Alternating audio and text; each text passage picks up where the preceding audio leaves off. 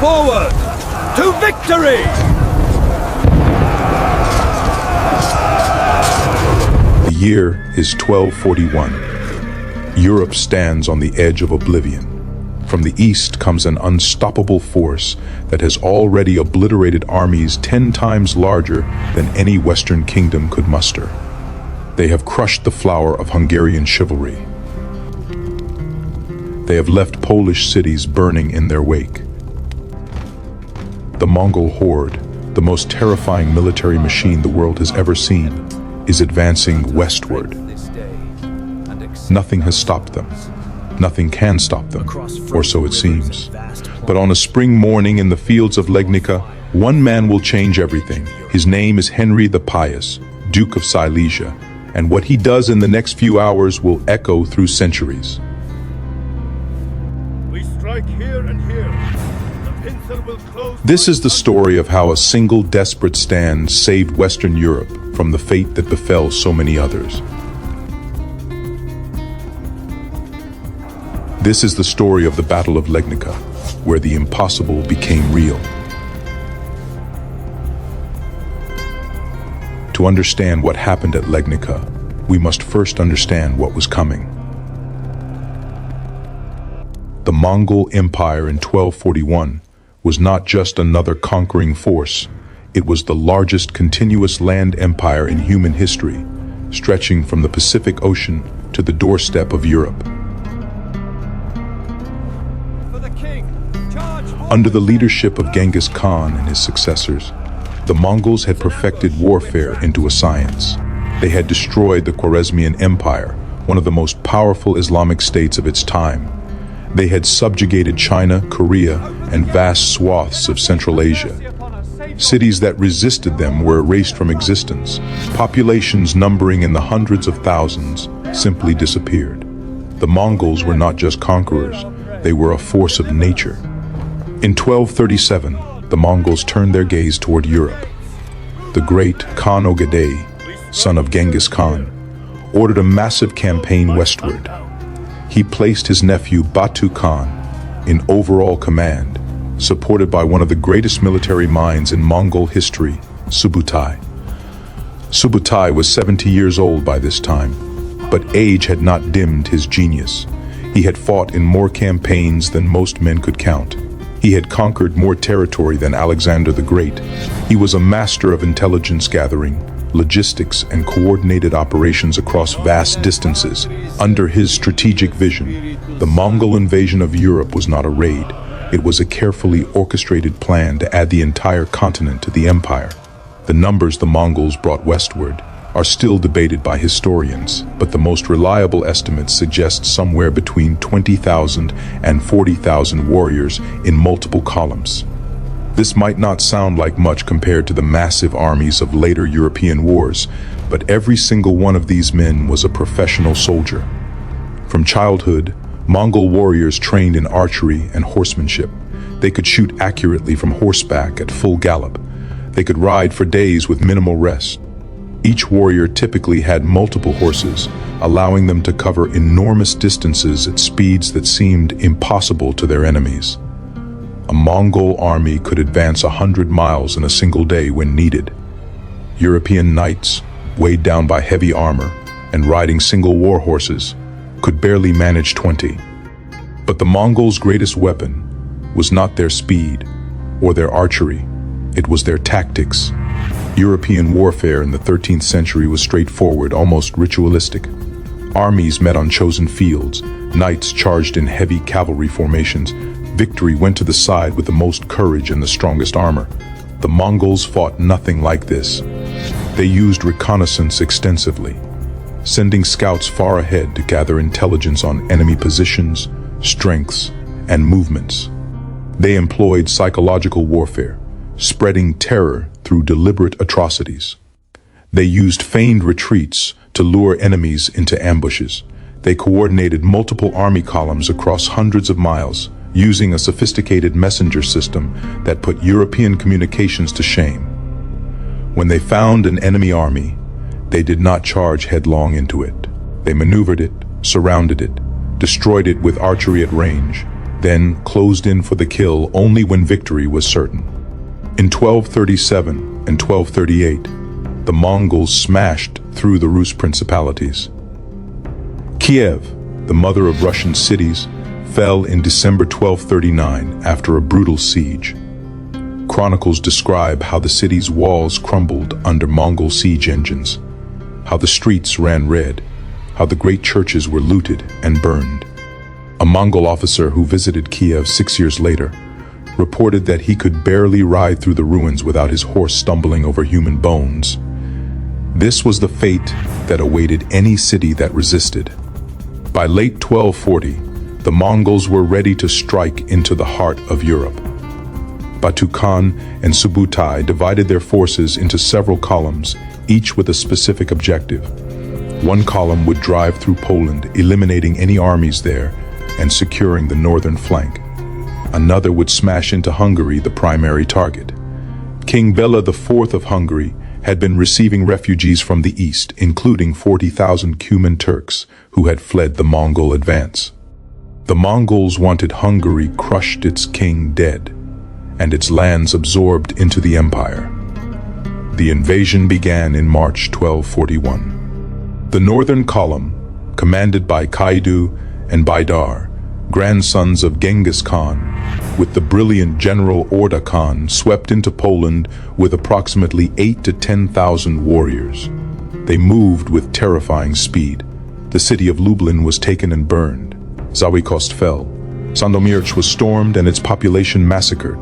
The Mongols employed a deliberate strategy of terror. They wanted word of their atrocities to spread, wanted panic to grip the Polish lands, wanted any resistance to crumble before they even arrived. In Sandomierz, according to contemporary chronicles, the Mongols killed nearly everyone in the city. They did not do this out of mindless cruelty. It was calculated.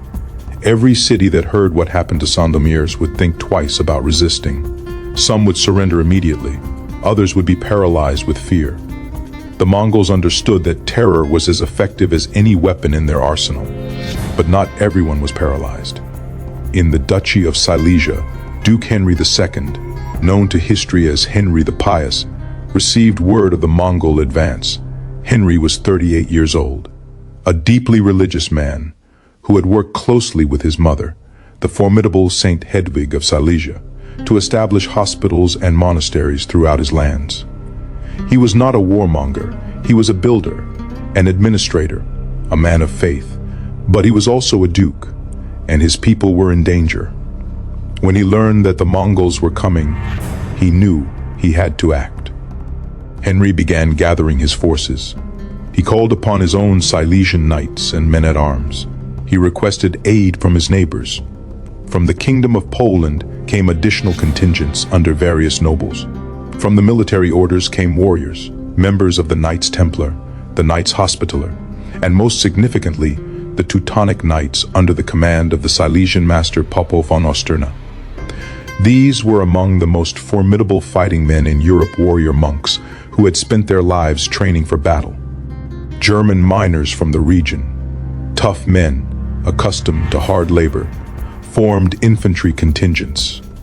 Even volunteers from as far away as France answered the call, though many would not arrive in time for the battle. Henry also reached out to King Wenceslas I of Bohemia, who was marching north with a large army. If Henry could link up with Wenceslas, they would have perhaps 50,000 men, enough to face the Mongols with some hope of victory. But linking up required time, and time was a luxury Henry did not have. The Mongols were advancing on the important city of Wrocław, Henry's capital. If Wrocław fell, all of Silesia would lie open. Henry made a fateful decision. He would march out to meet the Mongols before they reached Wrocław, buying time for the city to strengthen its defenses and for Wenceslas to arrive. It was a desperate gamble. Henry knew his army was smaller than ideal. Contemporary sources vary wildly on the numbers, but modern historians estimate Henry fielded somewhere between 8,000 and 25,000 men. The most commonly accepted estimate places his force at approximately 10,000 to 12,000 fighting men. Against him were perhaps 8,000 to 10,000 Mongol warriors, though the Mongols had significant advantages in mobility, coordination, and tactical sophistication. Henry the Pious was not naive. He knew the reputation of the Mongols. He knew what had happened to every army that faced them. A friend, a fellow nobleman, came to him the night before the battle. The chronicles record their conversation, or at least the essence of it. The friend begged Henry to reconsider, to wait for Wenceslaus, to not throw his life away against an enemy that could not be beaten. Henry's response has echoed through history. He said he would not abandon his people. He said that if he must die to give them a chance, then that was God's will. He entrusted his wife and children to his friend's care should the worst happen. Then he prepared for battle. On the morning of April 9th, 1241, the two armies met near the town of Legnica, in the region of Silesia, in what is now southwestern Poland. The location is sometimes called Wallstatt, meaning field of corpses in German, a name it earned that day. The battlefield was relatively flat, good cavalry country, which suited both sides. Henry arrayed his forces in the traditional European manner. His heavy cavalry, the core of his army, formed the main striking force. These were knights in full armor, mounted on powerful war horses, each one a small fortress of iron and muscle. Behind them came lighter cavalry and infantry, including the German miners armed with polearms and swords, and crossbowmen. On the flanks were more mounted troops, including Polish cavalry and some of the military order knights. The Mongols arrayed their forces very differently. They formed in their typical fashion, with light cavalry horse archers in front and on the flanks, and heavier cavalry held in reserve. Mongol commanders had studied European tactics. They knew European knights loved to charge, knew they were brave to the point of recklessness, knew they would come thundering forward in a massive wedge, seeking decisive close combat. The Mongols had faced heavy cavalry before in their wars against the Khwarezmians and others. They had developed specific tactics to counter it. The battle began with skirmishing. Mongol horse archers rode forward in loose formations, well beyond the range of European crossbows, and began shooting. The composite bow used by the Mongols was one of the most effective weapons of the age.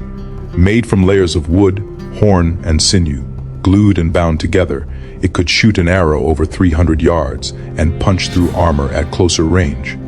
The Mongol warriors had trained with these bows since childhood. They could shoot accurately at full gallop. They could reload and fire again in seconds. European crossbows were powerful but slow to reload. European longbows would not become dominant for another century. Against the Mongol archery, Henry's men suffered under a rain of arrows. They could not effectively answer. Henry knew he had to close the distance. He gave the order, and his knights began to advance. Picture this moment. Hundreds of mounted knights in full armor, lances leveled, beginning to move forward. The ground trembles under the hoofbeats. The air fills with the sound of armor clanking, horses snorting, men shouting prayers and war cries. These knights represented the pinnacle of European military power, men who had trained their entire lives for this moment. Encased in steel, riding animals bred for strength and aggression. They had crushed every enemy they had faced. They began to charge. The Mongols did exactly what they had done 100 times before. They retreated. Not in panic, but in perfect order. The light cavalry wheeled their horses and rode away from the advancing Europeans, shooting backwards as they went. This Parthian shot, firing over the shoulder while retreating, was a signature Mongol tactic. The European knights, blood up, saw what they thought was victory. The enemy was fleeing. They spurred their horses faster, chasing the Mongols across the field. But this was the trap. As the European knights charged forward, they became strung out. The tight formation that gave them strength began to break apart, as faster horses pulled ahead and slower ones fell behind. The Mongols led them on, always just out of reach, always shooting, always killing men and horses with their arrows. Then, at a predetermined signal, the Mongol forces split and wheeled. From the flanks came Mongol heavy cavalry, and suddenly the European knights found themselves enveloped. One of the Mongol commanders at Legnica may have been using another weapon that day, one that terrified the Europeans even more than the arrows. Multiple chronicles mention smoke or fog on the battlefield, a dense cloud that suddenly appeared and disoriented the European forces. Some historians believe the Mongols used early smoke bombs or burning pitch to create this effect. Whether this is true or legend, the psychological impact was devastating. The European knights found themselves fighting blind, unable to see their commanders or maintain formation, while the Mongols who had planned for this used the confusion to attack from multiple directions. Henry the Pious led a contingent of his best knights in a desperate charge to break through the Mongol encirclement. He fought like a man possessed. Contemporary accounts describe him in the thick of the fighting, his sword rising and falling, his voice shouting encouragement to his men. But the Mongols were everywhere. For every Mongol warrior that fell, two more appeared. Fanatic resistance. Willingness to die rather than submit. The Europeans had not beaten the Mongols at Legnica, but they had proven they would not be easy prey. The psychological impact rippled across Europe. When news of Legnica reached Germany and beyond, it was certainly reported as a defeat, and Henry was mourned as a martyr. But Europeans also learned that the Mongols could be hurt, that brave men fighting desperately could inflict casualties even on the greatest military machine in the world. This mattered. When the Mongols withdrew in 1242, European kingdoms began to prepare. They studied what had happened. They analyzed Mongol tactics. They began to understand that fighting the Mongols required different strategies than fighting other European armies. If the Mongols had returned for a second invasion, they would have faced opponents who were better prepared, both practically and psychologically. The legacy of Henry the Pious is complex. In the immediate aftermath of the battle, his death was seen as a tragedy, his army's defeat as a disaster. His body was eventually recovered and buried with honors. His mother, Saint Hedwig, who had already retired to a convent, reportedly received the news of her son's death with sorrowful resignation, trusting in God's plan. Henry's widow and children survived, though they faced difficult years ahead as they tried to hold together his fractured duchy. But over time, the understanding of what happened at Legnica evolved. Chroniclers began to portray Henry as a martyr who gave his life for Christendom. Artists depicted him in religious scenes, his sacrifice compared to that of saints and martyrs. Churches were built in his honor. The title the Pious, which he had earned during his life through his religious devotion and charitable works, took on new meaning. He became not just a pious man, but a pious warrior, a Christian duke who had stood against the pagan horde and through his sacrifice had saved Europe. Modern historians are more nuanced in their assessments, but most acknowledge that Henry's stand at Legnica was strategically significant. The battle disrupted Mongol plans, inflicted casualties they could not easily replace, and contributed to the decision to withdraw from Europe after Ogedei's death. Whether Henry destroyed the Mongols is perhaps too strong a claim. He did not destroy their army. He did not kill their commanders. His own army was annihilated, but he disrupted their momentum, demonstrated European willingness to resist, and bought precious time. In the long sweep of history, sometimes that is enough to change everything. It is worth considering what might have happened if Henry had not fought. If the Mongols had swept through Poland and Germany unopposed in the spring and summer of 1241, by December when Ogedei died, they might have controlled territory from Hungary to the Rhine. Subject populations would have been providing food and supplies. Local rulers would have been forced into submission. Mongol governors would have been installed in major cities. Under those circumstances, would Batu Khan have withdrawn completely? Or might he have left behind a substantial force to hold these conquests, planning to return later with reinforcements. The complete Mongol withdrawal from Europe in 1242 was not inevitable. It was the result of specific circumstances, including the fact that Mongol forces were still relatively exposed, far from their bases, and had not yet established the infrastructure of permanent occupation. Henry's battle at Legnica contributed to that situation by preventing deeper Mongol penetration into Western Europe. His sacrifice, and the sacrifice of thousands of knights, men-at-arms, and foot soldiers who died with him, gave Europe a reprieve it desperately needed.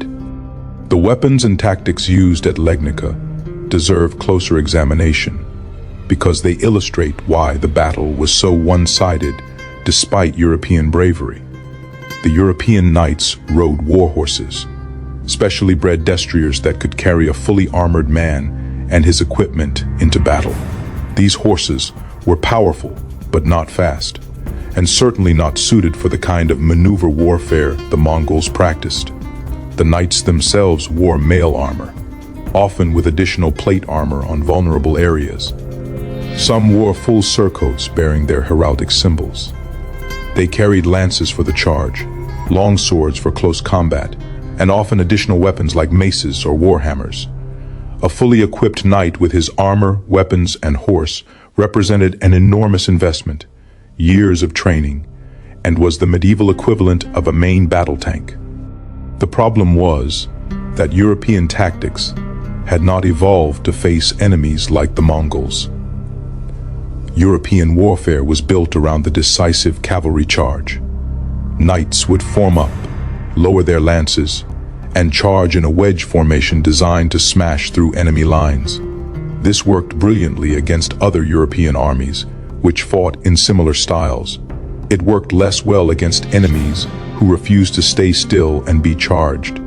The Mongols had no intention of forming a line and receiving a charge. They moved constantly, shooting from horseback, enveloping their enemies from multiple directions.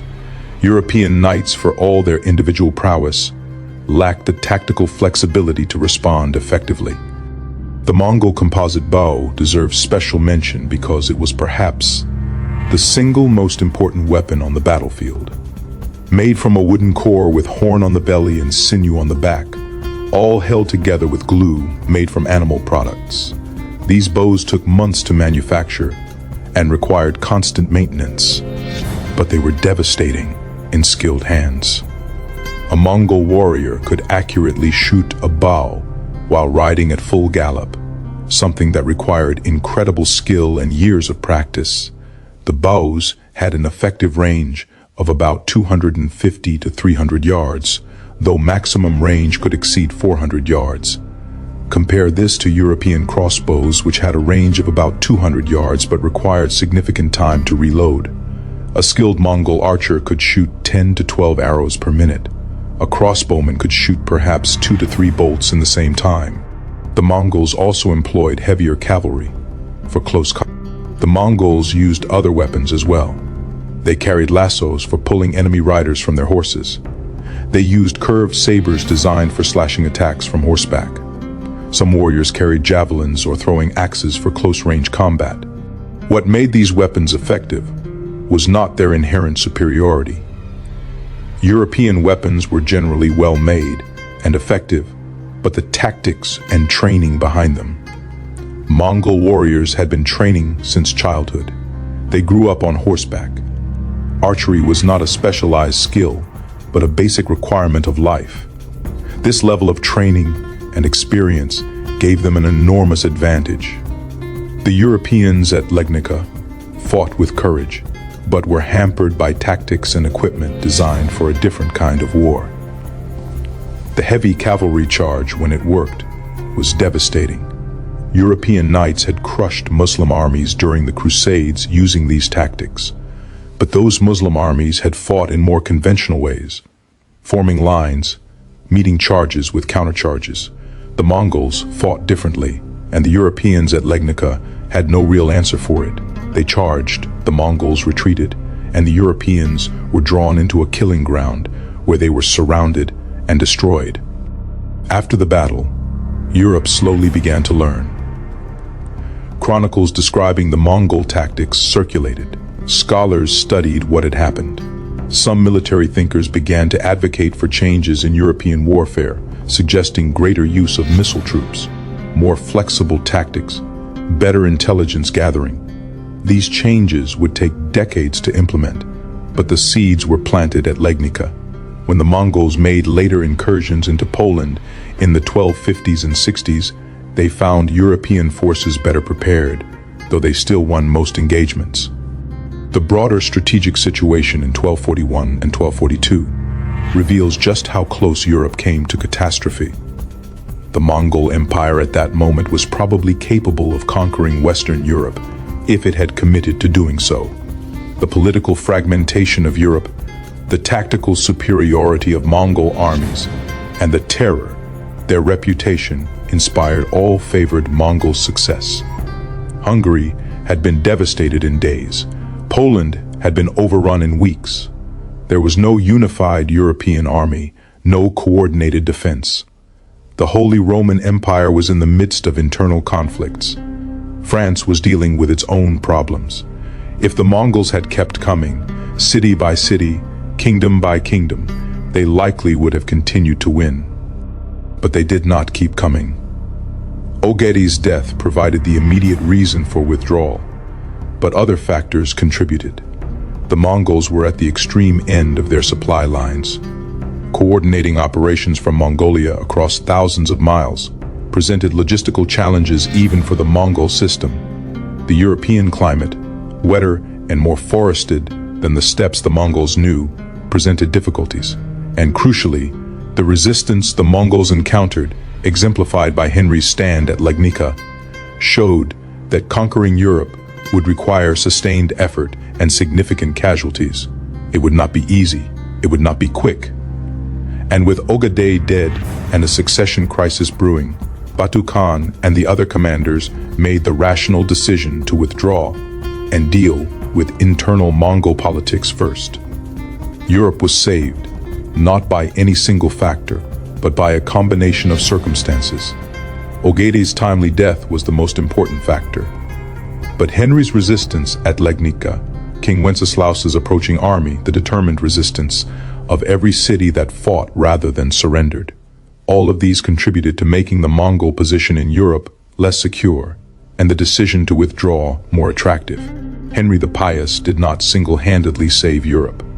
No one person did, but his sacrifice, and the sacrifice of thousands of men who died with him on that April morning in 1241, was part of the larger story of how Europe survived. The Battle of Legnica remained in European memory for centuries. In Silesia, Henry became a local saint and hero. Churches displayed relics associated with him. Paintings depicted his final stand. Poets wrote verses about his courage. The battlefield itself became a place of pilgrimage. Slowly, over generations, the raw facts of the defeat were transformed into a moral victory. Henry had lost the battle but saved his people by delaying the Mongols and demonstrating Christian courage in the face of overwhelming odds. This narrative, while perhaps historically simplified, contained an essential truth. Courage in the face of seemingly certain defeat can matter. Standing and fighting, even when victory seems impossible, can change outcomes in ways that pure calculation cannot predict. For the Mongols, Legnica was a minor engagement in the grand sweep of their campaigns. They won, counted their dead, and moved on. The death of one European duke meant little to them, but the casualties they suffered there, combined with the overall strategic situation, contributed to their decision to abandon their European conquests. In Mongol chronicles, if Legnica is mentioned at all, it is as one victory among many. The Mongols did not see it as a turning point. They did not understand that they had come as close as they ever would to conquering Western Europe, and that the moment had passed. The Mongol Empire would continue to expand in other directions. They would conquer the rest of China. They would campaign in the Middle East, destroying the Abbasid Caliphate and sacking Baghdad. They would build the largest contiguous land empire in history. But they would never return in force to Europe. Small raids continued for decades. Poland suffered Mongol incursions in 1259 and 1287. But these were raids, not conquests. The Great Invasion of 1241 to 1242 was the high water mark of Mongol expansion westward. After that, internal politics, succession disputes, and the division of the empire into separate khanates meant that coordinated campaigns of that scale became impossible. Western Europe developed without Mongol domination. The kingdoms of France, England, and the Holy Roman Empire continued their own conflicts and evolution. The Renaissance would eventually emerge. The age of exploration would follow. The course of Western history proceeded along paths that might have been utterly different if the Mongols had established permanent control in the 13th century. We cannot know what Mongol-dominated Europe would have looked like. Perhaps it would have been incorporated into the sophisticated administrative systems the Mongols established elsewhere. Perhaps European culture would have been enriched by greater contact with Asian civilizations. Or perhaps Europe would have been devastated, its population reduced, its cities destroyed, its development set back centuries.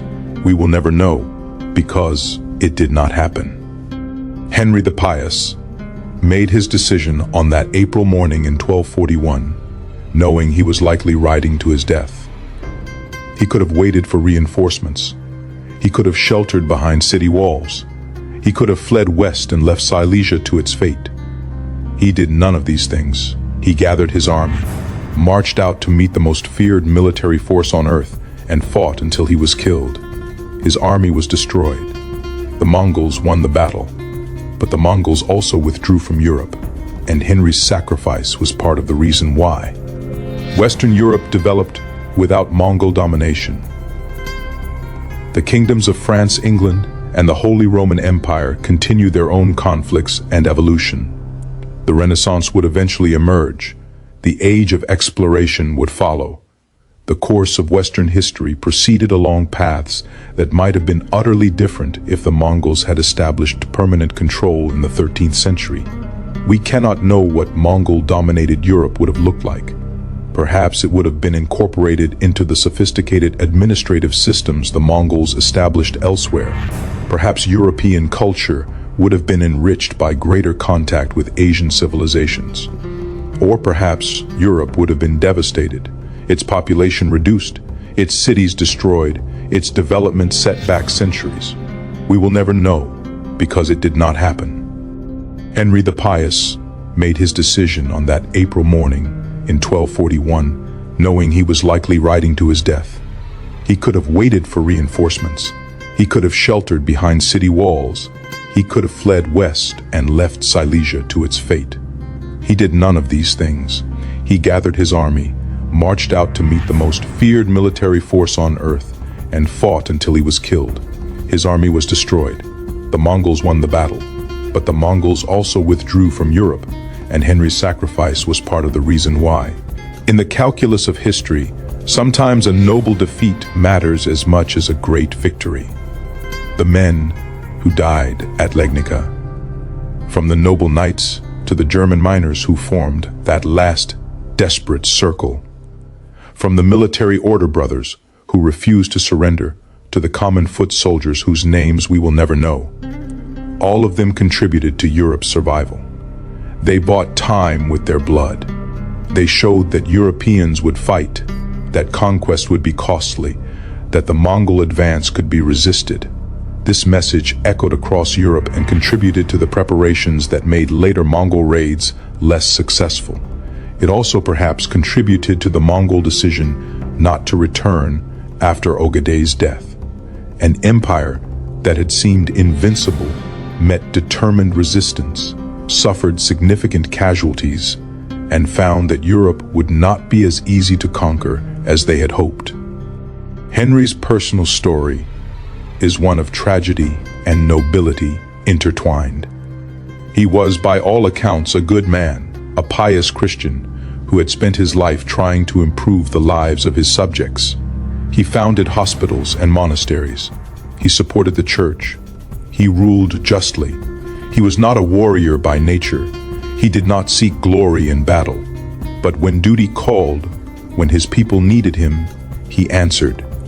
He gathered his forces and rode out to face an enemy that terrified all of Europe. He fought bravely and died on the battlefield. His wife Anna became a widow. His children grew up without a father. His duchy faced difficult years, but his example inspired others, and his sacrifice became part of the larger story of how Europe survived its darkest hour. The physical evidence of the Battle of Legnica has largely disappeared over the centuries. The field where thousands died is now farmland and modern development. A memorial stone marks the approximate location, and a church in Legnica holds relics associated with Henry. Archaeological excavations have occasionally uncovered artifacts from the battle era, arrowheads and fragments of armor, silent witnesses to the carnage that occurred there. But most of the physical traces are gone, buried or destroyed by 7.5 centuries of history. What remains is the story of how a Duke of Poland stood against the Mongol horde, the story of how thousands of men fought and died for their homes, their families, their faith. The story of how courage in the face of certain defeat can matter, can change outcomes, can shape history. Whether we say Henry destroyed the Mongols is perhaps a matter of perspective. He did not destroy their army that survived and fought again, but he destroyed their momentum, their invincibility, their easy path into Western Europe. He and the men who died with him forced the Mongols to pay a price for their victory, a price high enough that when combined with other factors, it contributed to their decision to withdraw from Europe entirely. In the end, the Battle of Legnica stands as one of those pivotal moments in history where a military defeat had consequences that transcended the immediate outcome. The thousands who died on that field did not die in vain, though they could not have known it at the time. They could not have known that their sacrifice would buy Europe the time it needed, that their resistance would contribute to the Mongol withdrawal, that centuries later people would still remember their stand. They fought because it was their duty, because their homes were threatened, because their duke called them and they answered. That was enough. The weapons recovered from the battlefield over the years tell their own story.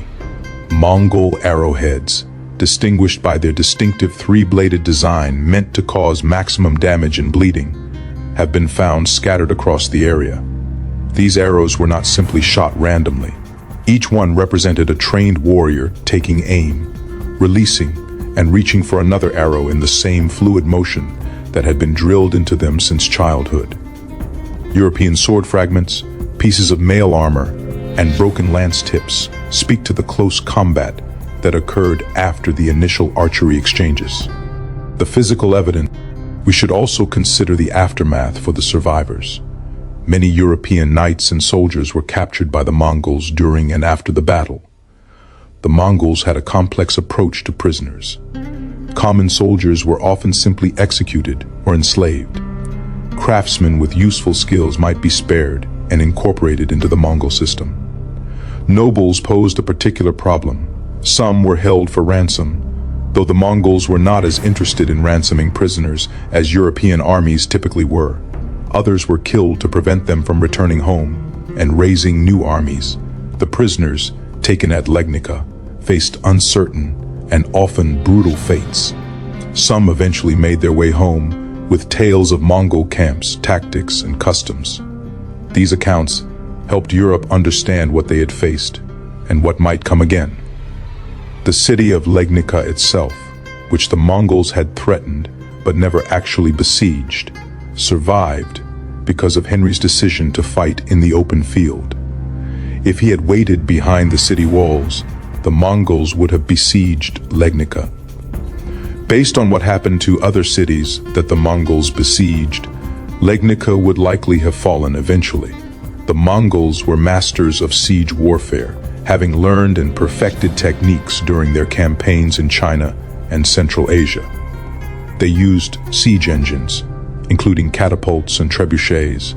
They employed engineers who could undermine walls. They were patient and methodical. Very few cities that the Mongols seriously besieged survived. By fighting in the open, Henry spared Legnica that fate. The city lived on, and over the following centuries became an important center of trade and culture in Silesia. The citizens of Legnica owed their survival to a duke who chose to die in a field rather than wait behind walls that might not have held. The religious dimension of the battle cannot be ignored because it was central to how contemporaries understood what happened. To medieval Europeans, the Mongol invasion was not merely a political or military crisis. It was an apocalyptic event, possibly a sign of the end times. The Mongols were sometimes identified with the biblical Gog and Magog, the forces of chaos that would appear before the final judgment. Priests preached that the invasion was God's punishment for European sins. The Pope called for a crusade against the Mongols, though it never materialized in any significant way. In this context, Henry's decision to fight was not just a military calculation but a religious act. He was defending Christendom itself. His death was seen as martyrdom, a sacrifice made in defense of the faith. This religious interpretation of the battle served important functions in medieval society. It helped people make sense of catastrophic events. It provided a framework for understanding suffering and loss. It turned military defeat into spiritual victory. When Henry's body was recovered and returned to his family, it was treated with the reverence due a saint. Relics associated with him, fragments of his clothing, objects he had owned, were preserved and venerated. Churches were dedicated to his memory. Prayers were offered for his soul, though many believed he had gone directly to heaven as a martyr. This religious narrative, while perhaps difficult for modern secular historians to fully embrace, was absolutely real and meaningful to the people of the time. For them, Henry had not simply died in battle. He had given his life for Christ and Christendom, and that sacrifice had cosmic significance. The tactical lessons of Legnica took longer to sink in, but they did eventually influence European military development. The vulnerability of heavy cavalry to mobile horse archers became more widely understood. Some European commanders began to emphasize combined arms tactics, using infantry, cavalry, and missile troops in coordination rather than relying solely on the cavalry charge. The importance of reconnaissance and intelligence gathering, which the Mongols had demonstrated so effectively, began to receive more attention. None of these changes happened quickly. Medieval European military traditions were deeply conservative, and knights were resistant to changes that might diminish their dominant role.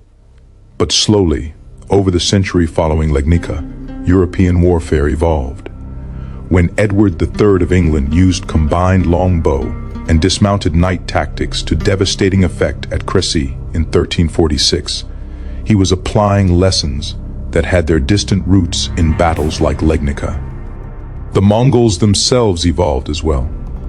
After the withdrawal from Europe, the Mongol Empire increasingly fragmented into separate khanates, each pursuing its own interests. The Golden Horde, which controlled the western portions of the empire, including the former Rus lands, remained a powerful force in Eastern Europe for centuries. But it never again launched the kind of coordinated, empire-wide invasion that had threatened Europe in 1241. The Mongols in the west gradually converted to Islam, adopted settled ways of life, and became more like traditional kingdoms and less like the conquering horde of Genghis Khan's era. By the 15th century, the Golden Horde had splintered into smaller khanates that were eventually absorbed or conquered by the rising Russian state. The Mongol period in European history, that terrifying time when the very existence of Western civilization hung in the balance, faded into memory and then into history. But the memory of Legnica persisted, especially in Poland and Silesia. Henry the Pious remained a symbol of noble sacrifice and courageous resistance against overwhelming odds. During later periods when Poland faced external threats, chroniclers and patriots would invoke Henry's example, reminding people of the Duke who had stood against the Mongols. During the partitions of Poland in the 18th century, when the Polish state was divided between Russia, Prussia, and Austria, and ceased to exist as an independent nation, Henry's story took on new meaning as an example of Polish resistance and sacrifice. During the Nazi occupation in World War II, the Battle of Legnica was remembered as an example of standing firm against seemingly unstoppable invaders. The specific historical context changed, but the essential story of a people refusing to submit, of a leader willing to die rather than abandon his duty, remained powerful. Modern historical scholarship on the Battle of Legnica and the Mongol invasion of Europe has produced a more nuanced understanding than the simple narratives of medieval chronicles or nationalist histories. Historians now understand the Mongol military system in much greater detail, recognizing it as one of the most sophisticated and effective military organizations of the pre-modern world. The Mongols were not simply barbarian hordes overwhelming civilization through numbers and brutality. They were highly disciplined, well-organized, tactically brilliant, and administratively sophisticated. Their conquests were not random acts of destruction, but carefully planned campaigns with clear strategic objectives. Understanding this makes Henry's decision to fight even more remarkable. He was not facing a mindless horde, but the ancient world's equivalent of a modern professional army, and he knew it. Historians also better understand the contingent nature of historical events. The question of what might have happened if Ogedei had not died, if Batu Khan had not withdrawn, if the Mongols had continued their advance into Germany, and France has fascinated historians and alternative history enthusiasts for generations. The consensus among serious historians is that the Mongols probably could have conquered Western Europe if they had committed to doing so. The political fragmentation of Europe, the tactical superiority of Mongol armies, and the momentum they had established all favored continued Mongol success. But whether they would have chosen to hold and govern Western Europe so different from the steppe and agricultural lands they had conquered elsewhere is less certain. The Mongol Empire was already vast beyond any previous empire. Adding Western Europe might have overstretched even their impressive administrative capabilities. What we can say with confidence is that Henry's stand at Legnica was one factor among several that preserved Western Europe from Mongol conquest. It was not the only factor. It was not the decisive factor, but it mattered. In a different scenario, with different choices made by different actors, the outcome might have been different. History is not deterministic. Individual choices, individual acts of courage or cowardice, intelligence or stupidity do make a difference. Henry chose to fight. That choice had consequences that rippled through time. The human cost of Legnica deserves our continued attention. Behind every number in the casualty estimates was an individual human being. Each of the knights who charged that day had a name, a family, a life story. Each of the German miners who died in that final defensive circle was someone's son, brother, husband, father. Each of the foot soldiers who fell under Mongol arrows had dreams and fears and people who mourned them. The chronicles give us numbers, but numbers can numb us to the reality of what happened. Thousands of men died in a few hours of fighting on a spring morning. The screams of wounded horses and dying men filled the air. The field was soaked with blood. Widows mourned. Children grew up without fathers. Communities lost their young men. The price of resistance was paid in the most direct and terrible way. The Mongol warriors who died at Legnica also deserve recognition as human beings, not simply as faceless enemies. They too had families and lives. Many had been born into the Mongol military system and had known no other life. They fought not out of bloodlust but out of duty and the expectation that service to the Khan would bring rewards and status. When they fell to European swords and lances, they died far from the steppes that were their homeland, in a strange land among strange people. Their bodies were probably not recovered or given proper burial according to Mongol customs. They disappeared into European soil, forgotten by history except as part of the casualties inflicted on the invading force. War is horror, regardless of which side we view it from, or what larger historical significance we assign to it. The Battle of Legnica was a horror. Men fought and killed each other in the most brutal ways imaginable. The technological and tactical aspects of the battle, while historically interesting, should not obscure the fundamental human reality of what occurred. This was mass violence on a scale that destroyed thousands of lives in a single day. The fact that this violence had historical significance, that it contributed to shaping the future of Europe, does not make it less horrific. If anything, it makes the tragedy deeper. All those men died not knowing whether their deaths would matter, not knowing if their sacrifice would be remembered or mean anything at all. Henry the Pious, in those final moments of his life, surrounded by Mongol warriors, his bodyguards dead or dying around him, probably had no grand thoughts about saving Europe or changing history. He probably thought about his family. He probably prayed. He probably felt fear and pain. Then he died, and his head was cut off and displayed on a Mongol lance. The transformation of Henry the Man into Henry the Symbol, Henry the Martyr, Henry the Savior of Europe, happened after his death, through the work of chroniclers and priests and poets. But the man himself simply did his duty as he understood it, and paid the ultimate price.